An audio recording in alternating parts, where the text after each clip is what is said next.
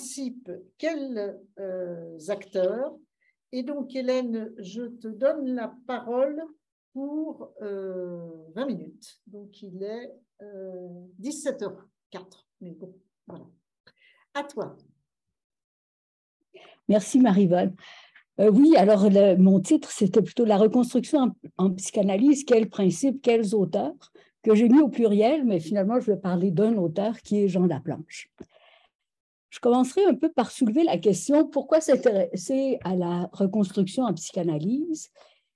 L'intérêt est douteux parce qu'en Amérique du Nord, en tout cas, la psychanalyse est devenue une discipline marginale qui a vraiment perdu ses lettres de noblesse dans les domaines de la psychologie et de la psychothérapie. Et quand elle est prise en considération, on peut dire que le peu d'intérêt qu'elle démontre pour la rigueur conceptuelle ne contribue pas à redorer son blason. La situation est un peu différente en Europe, peut-être surtout en France, où l'enseignement de la psychanalyse, même s'il a perdu en popularité dans les facultés de psychologie, se maintient davantage qu'en Amérique du Nord dans les universités. Il y a encore aussi des débats sur la place de la psychanalyse dans la pratique et sur son intérêt comme champ disciplinaire. La raison de cette différence est peut-être plus ambiguë. Je pense qu'en France, elle se situe aussi dans la considération dont jouit la tradition lacanienne dans les milieux cliniques, ce qui n'est pas le cas en Amérique du Nord. Par contre, paradoxalement, même si la psychanalyse est vraiment en déclin, en Amérique du Nord, elle continue d'exercer une influence et un attrait très fort dans les disciplines littéraires et dans les enseignements en sciences sociales, qui se regroupent dans le monde anglo-saxon sous la rubrique des Cultural Studies. Cette influence, elle, est due aux courants lacaniens qui s'inscrivent dans la mouvance des théories de la déconstruction. Jean Laplanche s'est opposé à la déconstruction en psychanalyse. Il l'a fait de façon directe, notamment par ses critiques de Heidegger sur la temporalité et sur l'herméneutique, ainsi que par son rejet des positions postmodernes, par exemple de l'éclectisme en psychanalyse ou de l'opposition entre savoir et vérité, qui est très répandue dans cette discipline. Il l'a fait aussi de façon encore plus éloquente en proposant une théorie originale, qu'il a appelée la théorie de la séduction généralisée. Cette théorie entre en débat tant avec Freud qu'avec les post-freudiens sur des points qui ont servi de porte d'entrée à la déconstruction. La forme de la théorie de la séduction généralisée se pose déjà en adversaire de la déconstruction. Il s'agit d'une théorie générale, systématique, qui recherche les fondements communs aux situations les plus diversifiées. Elle pose comme exigence méthodologique la cohérence interne et l'articulation des concepts. Malheureusement, cette théorie est très mal connue. En effet, si Laplanche a acquis une notoriété certaine en psychanalyse en tant que lecteur de Freud et auteur avec Pontalis du vocabulaire de la psychanalyse, sa théorie est méconnue des psychanalystes. Pire, elle est souvent présentée d'une façon qui ignore les débats qu'elle soulève avec les autres orientations. Même si Laplanche est souvent cité, il l'est d'une façon qui ne tient pas compte de l'orientation générale de sa théorie et du contexte global de sa pensée. Cette dernière est, selon le cas, ou bien tirée du côté du lacanisme, ou bien du côté des courants intersubjectivistes. Ceux qui la connaissent mieux la critiquent, précisément en raison de sa revendication scientifique et de son rejet de la déconstruction. Dans les études littéraires et les sciences sociales, cette théorie est peu connue, à quelques exceptions près, mais elle suscite un intérêt croissant aux États-Unis dans les performance studies. Mais là encore, Laplanche y est lu dans une perspective néo-foucaldienne qui ne rend pas justice au rattachement de sa pensée aux traditions rationalistes et humanistes. Je dirai d'abord quelques mots sur la déconstruction en psychanalyse et sur les principaux traits qu'elle y adopte, et je soulignerai ensuite les quelques points sur lesquels je m'appuie pour qualifier Laplanche d'auteur de la reconstruction. En psychanalyse, la déconstruction s'est introduite sous deux formes, qui correspondent aux formes qu'elle prend dans d'autres disciplines des sciences sociales. Pour résumer, je les nommerai la forme dure, ici, ou dogmatique, et la forme douce. La forme dure est proche du post-structuralisme, c'est celle du lacanisme. Pour résumer brièvement, on y retrouve la centralité du langage, la glorification de l'inconscient au détriment du moi et de la recherche de sens, un irrationalisme revendiqué par l'affirmation de mythes originaires et de contenus originaires de l'inconscient, de même qu'une adhésion à la phylogénèse et à la lignée de l'héréditaire. Elle rejette vivement toute idée de projet et d'émancipation. La forme douce se retrouve dans les courants relationnels et intersubjectivistes, plus proches du pragmatisme. Elle se caractérise par un désintérêt pour la théorie, en particulier pour la métapsychologie. Elle ne montre pas non plus d'intérêt pour la spécificité de la psychanalyse, sauf dans ses modalités pratiques, et se concentre sur l'expérience clinique. Son attention porte sur les interactions, le ressenti, l'expérience vécue, le caractère essentiellement subjectif des interprétations qu'en construisent les individus. Elle s'allie volontiers aux sciences cognitives et aux neurosciences pour rendre compte du développement psychologique de la personne et des possibilités thérapeutiques de la psychanalyse. Cette description est très schématique. Pour l'approfondir, il faudrait aussi examiner quels aspects de l'œuvre de Freud ont ouvert la voie à la déconstruction, plus particulièrement à sa forme dure. La phylogénèse, le recours à l'héréditaire, le biologisme de la pulsion, c'est une expression de Laplanche, se sont imposés dans la pensée freudienne. On y retrouve une conception du symbolique façonnée par un usage mythique de l'anatomie et des structures sociales de son époque. La forme douce a pour sa part comme précurseur les courants post-freudiens qui ont voulu s'opposer au penchant normatif de la psychanalyse en matière de sexualité, de structure familiale et de prétention à l'universalité des mythes qui expliqueraient les soi-disant contenus de l'inconscient. Ne voyant pas d'autre façon de concevoir la sexualité et l'inconscient en psychanalyse, ils s'en sont désintéressés et se sont concentrés sur les rapports relationnels, qu'ils appellent intersubjectifs. Ces deux formes se sont cependant développées à la faveur des conditions culturelles postmodernes et ont peu à peu intégré des traits caractéristiques de la déconstruction, dont je dirai peu de choses, mais je passerai plutôt par la théorie de Laplanche. Comme je l'ai déjà dit, Laplanche est l'auteur d'une théorie originale en psychanalyse. Il a élaboré cette théorie entre 1967 et 1987. Il l'a par la suite précisée, retravaillée et complétée jusqu'à ses derniers écrits en 2006. Cette théorie a pris corps au fil de débats que Laplanche a engagés en grande partie avec l'œuvre de Freud, mais aussi avec celle de plusieurs post-freudiens. Ces débats ont fait l'objet de son enseignement à l'Université Paris 7, enseignement qui a été publié sous le titre général de « Problématique ». Bon, on y voit d'ailleurs dans les problématiques comment l'articulation des différents éléments de sa pensée dans la théorie de la séduction généralisée, qu'il a publié sous le titre « Nouveaux fondements pour la psychanalyse » en 1987, ont permis à Laplanche de faire des avancées majeures en contestant et surmontant des oppositions qui ont contribué au succès de la déconstruction en psychanalyse, en particulier l'opposition âme-corps, l'opposition interne-externe et parallèlement une certaine conception de la temporalité. J'y reviendrai brièvement tout à l'heure. Mais avant d'y arriver, je dirai quelques mots sur l'importance que Laplanche donne à la méthode scientifique dans le travail théorique en psychanalyse et comment il conçoit cette méthode. À cette fin, il convient de s'intéresser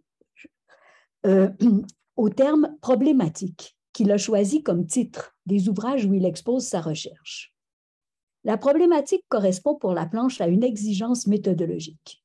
Cette exigence se situe à l'opposé des procédés de la déconstruction.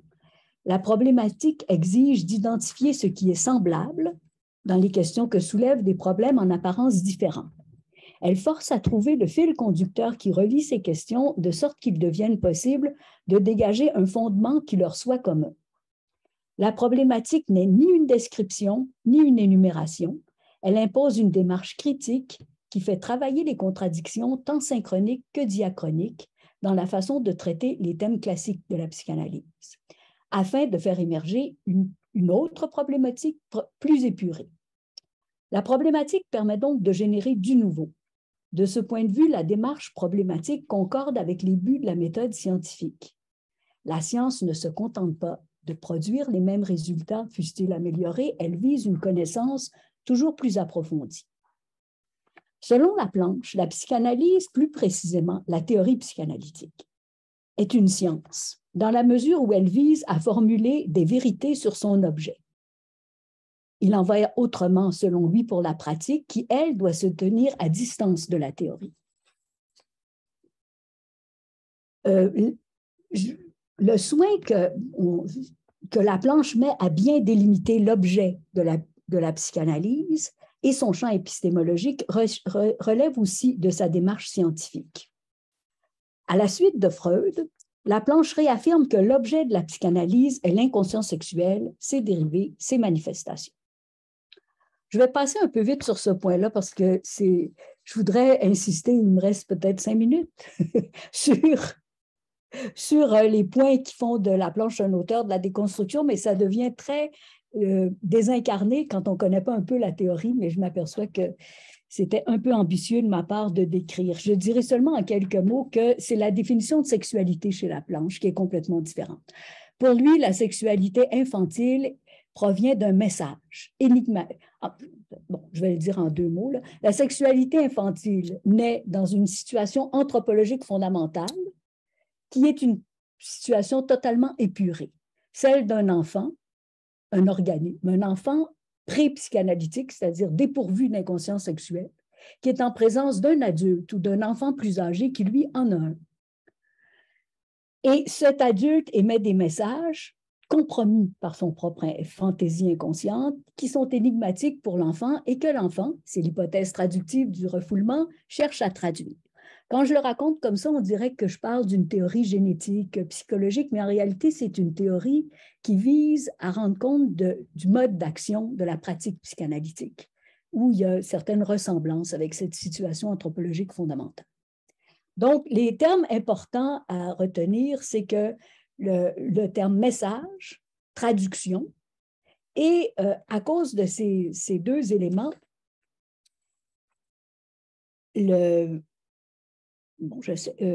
la question du sens redevient centrale. Pour Laplanche, les instances de la métapsychologie naissent dans cette situation anthropologique fondamentale de traduction d'un message. Se forme alors le moi, qui est la partie, le traduit, la mise en sens, la mise en récit, et l'inconscient sexuel, qui, lui, c'est une circulation du non-sens, des résidus de traduction qui attaquent la liaison par le moi, et qui attaquent d'une façon auto-érotique. On est en psychanalyse, donc pourquoi elles sont sexuelles? Parce qu'elles attaquent de l'intérieur et provoquent une excitation, une déqualification de l'affect. Étant donné que le sens disparaît, l'affect est de plus en plus déqualifié et en fin de processus, il se manifeste sous forme d'angoisse. L'angoisse est toujours un signe de l'action d'auto-érotisme masochiste qui est l'œuvre de l'inconscient sexuel.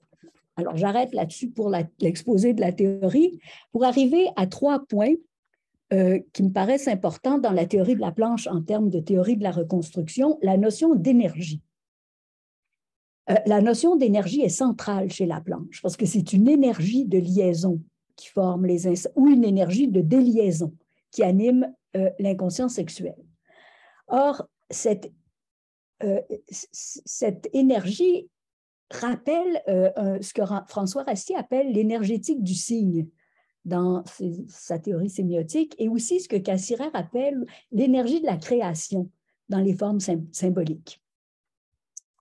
De ce point de vue, la théorie de Laplanche est une théorie de la transformation. L'action thérapeutique de la psychanalyse s'appuie d'ailleurs sur l'énergie de déliaison pour mettre en place des conditions de possibilité d'une détraduction qui est une étape préalable à la formation par l'analysant d'une retraduction plus riche, moins défensive. Autre point sur lequel je voudrais insister, c'est sur l'hypothèse traductive du refoulement et sur sa situation anthropologique fondamentale qui débarrasse la psychanalyse de l'usage scientifique, entre guillemets, qui n'était pas très scientifique, mais des mythes. La psychanalyse traditionnelle attribue des contenus originaires de l'inconscient qui ont trait à des mythes soi-disant fondateurs ou qui se transmettraient de façon héréditaire ou universelle, l'Édipe, la castration. Je pense que tout le monde connaît un peu dans la culture populaire ces mythes.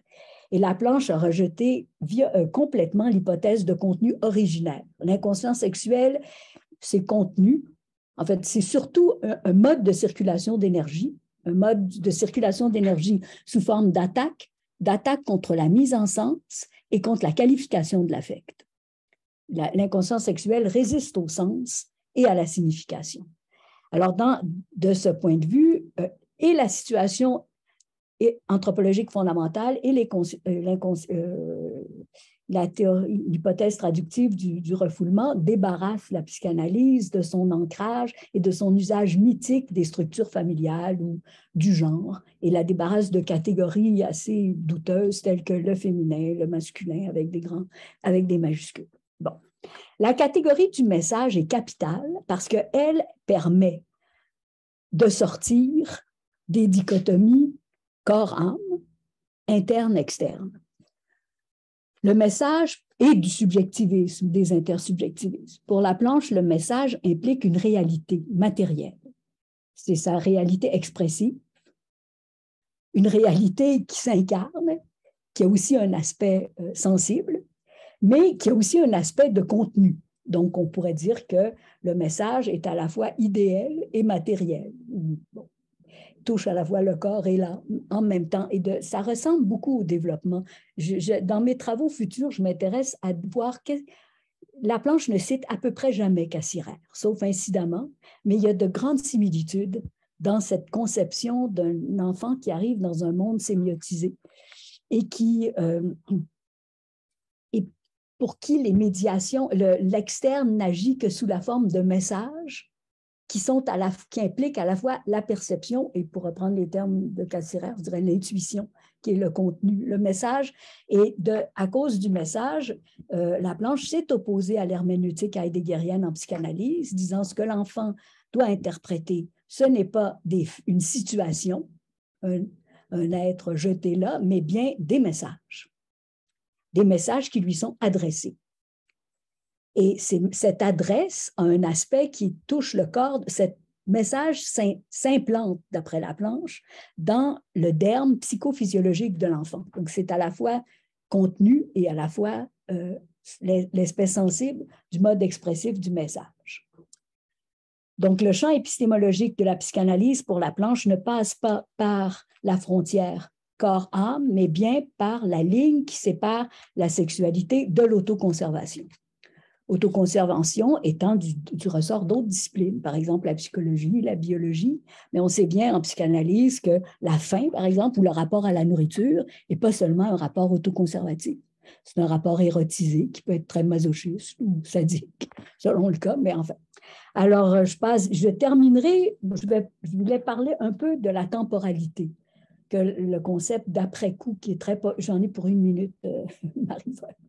Le concept d'après-coup, qui est très populaire, qui a été popularisé par Lacan et duquel Laplanche fait une temporalité de la traduction. C'est-à-dire, au lieu d'une temporalité comme Lacan la voulait sous un axe heideggerien du présent à la lumière d'un projet futur, d'un être pour le futur qui réécrit le passé d'une certaine façon, Laplanche en fait une théorie intrapersonnelle de l'individu, de la temporalité. C'est une temporalité qui vient de l'autre. Comme le message, la sexualité, la temporalité chez Laplanche viennent de l'autre. Donc, j'ai voulu présenter ces quelques points sur la pensée de Laplanche pour mettre en évidence quelques principes de la reconstruction en psychanalyse, mais je ne l'ai pas fait dans un but abstrait.